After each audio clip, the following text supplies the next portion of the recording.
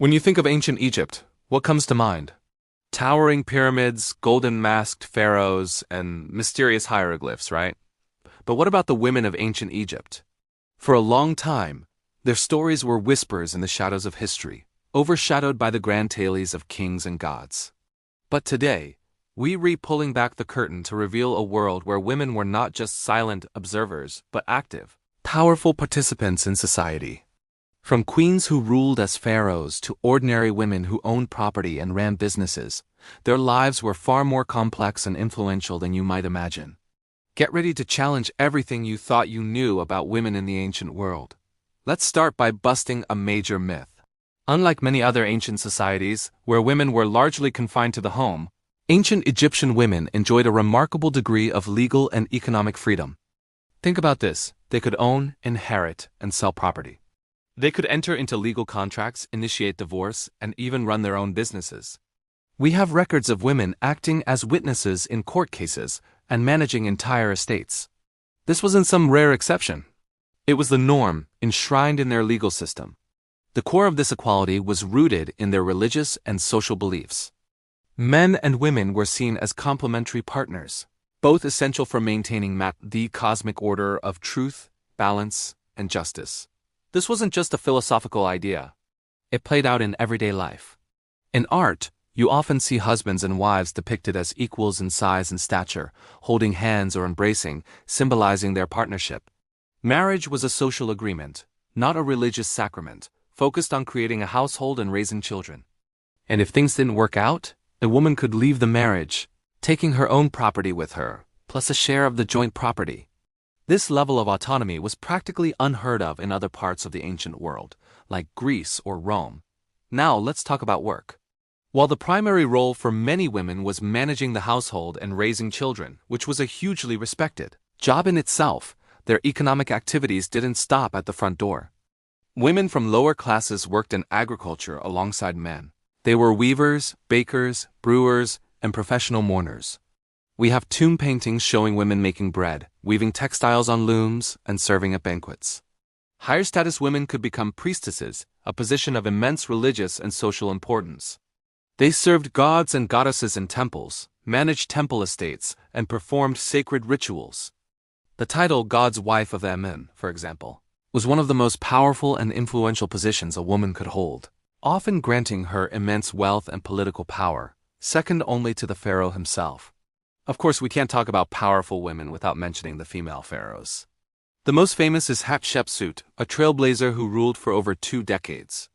She wasn't just a placeholder for a young son. She declared herself king, adopted the full royal titles, and was even depicted with the traditional pharaonic false beard.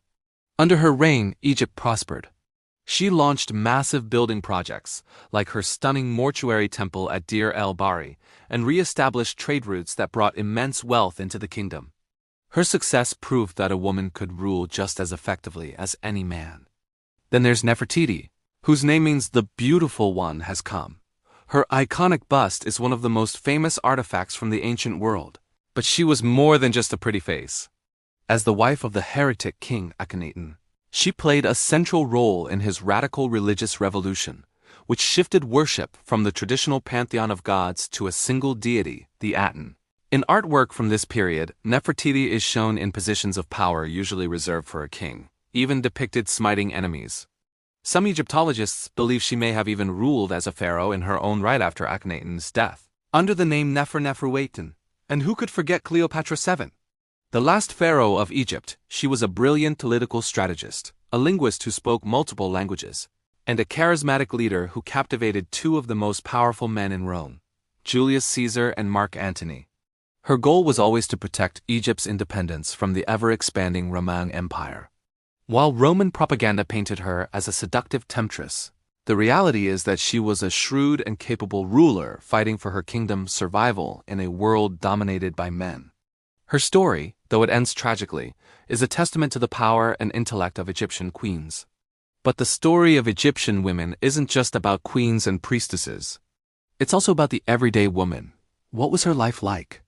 Education was generally limited to the sons of the elite, but evidence suggests some women, particularly in the upper classes, were literate. They were deeply involved in the spiritual life of the family, maintaining household shrines and preparing for the afterlife. Beauty and personal appearance were incredibly important to both men and women. They used cosmetics like kohl to line their eyes, which also had the practical effect of deflecting the sun's glare and acting as a disinfectant and ochre for their lips and cheeks.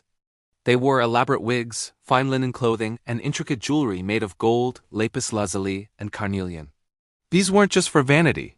They were expressions of status, piety, and personal identity. However, let's be realistic. Life was imperfect. Childbirth was extremely dangerous and infant mortality was high. While women had legal rights, social customs still largely placed men as the head of the household. And the lives of women in the royal court were worlds away from the lives of peasant women toiling in the fields. But when we compare ancient Egypt to its contemporaries, the difference is night and day.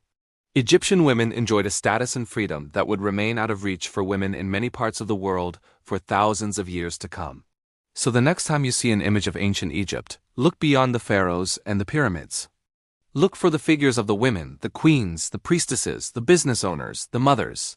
They were the backbone of this incredible civilization, the partners in building a society, the keepers of the home and the temple, and sometimes the rulers of the entire kingdom. Their stories, carved in stone and written on papyrus, are a powerful reminder that history is never just one story, but a rich tapestry woven with countless threads. Thank you so much for joining me on this journey into the world of ancient Egyptian women. If you found this as fascinating as I do, please hit that like button and subscribe for more deep dives into forgotten histories. Let me know in the comments which ancient civilization we should explore next. Until then, stay curious,